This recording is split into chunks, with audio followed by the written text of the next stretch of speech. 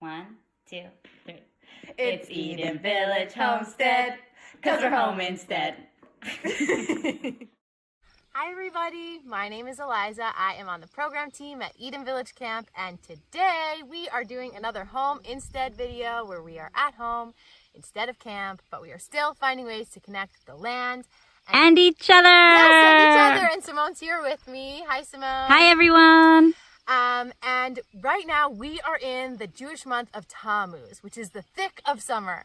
And as you can see all around me, the farm is exploding. Hello, beautiful farm. Tammuz is the season of abundance for us on the farm.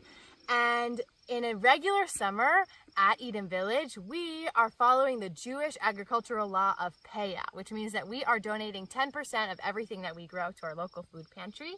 And this summer, we are flipping that on its head, and we are donating almost all of the food that we're growing. And with that abundance comes a lot of other challenges for them to use all of that food. We're giving our food pantry way more than we ever have before. So when we're sending that abundance over, we're also giving them new ideas and strategies to preserve and use all of that harvest. So today, we are going to be teaching you how to make rhubarb jam. Woohoo! Yes. So I'm just going to harvest a few stalks of our rhubarb for our jam. What you're going to do is you're just going to come into the base of the plant and cut with your knife just right at the bottom of the plant, and then you have your stalk. So I'm going to harvest some, and I'll see you in the farmer's kitchen. Okay, so what you're going to need to make your rhubarb jam is a knife, a cutting board, about a pound of rhubarb, which comes out to around 4 cups when it's chopped, and a cup of sugar, a tablespoon of lemon juice, a third a cup of water, and a pot. And you can actually use any fruit that you have. We're using rhubarb because that's what we have in abundance.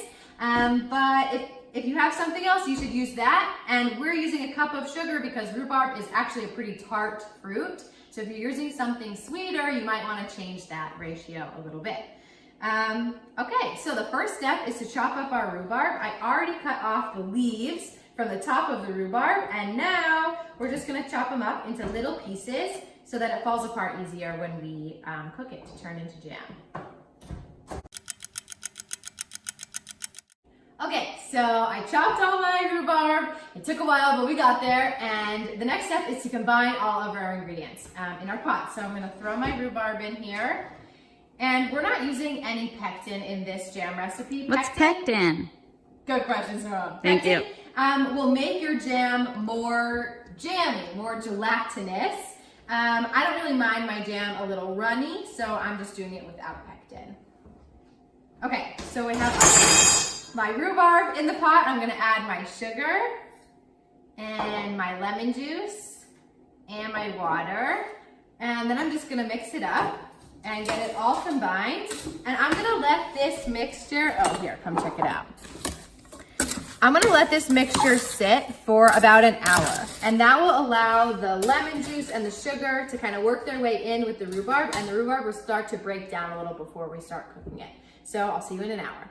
Okay, so it's been about an hour, and my rhubarb has been sitting in my water and lemon juice and sugar, and it's a lot more liquidy. I can tell that the rhubarb has released a lot of its water. And so now the next step is we're going to cook it. I'm going to put it on the stove for about half an hour on a medium to low simmer.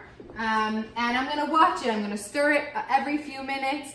And you're going to cook it until it's at the jam consistency that you want. So you can make it a little thicker or a little waterier. It's up to you. We're jamming while we're jamming. We're jamming while we're jamming. We're jamming while we're jamming. We're jamming. We're jamming. Okay, so our jam finished cooking. I got it at a nice smooth consistency that I wanted, and as it cools, it's going to thicken a little bit still more. And the next step is just to put it in our jar. So if you have a wide mouth funnel, that would be a great tool to use right here. I don't have one, so I'm just pouring it into something that has a spout. That will be a little bit easier for me to get into my jar. So here we go. Oh my gosh, it smells so good. So this is the moment in the process where if you wanted to be canning your jam, now would be the time to do it. canning means that you're taking something and you're making it shelf stable. So it can stay out of the fridge and will keep for up to a few years. I'm not gonna can this, it's a little bit more intensive, but this jam will keep in the fridge for up to about a month. And I definitely think that we will eat this within a month. So I'm not worried about it, and I'm not gonna can it today. Okay, let's taste a little bit. Oh my gosh, it's so good. Amazing. And then we put the top on and that's it.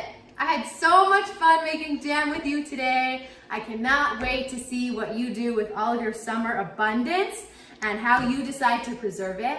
And that's it. I'll see you next time. Bye, everybody.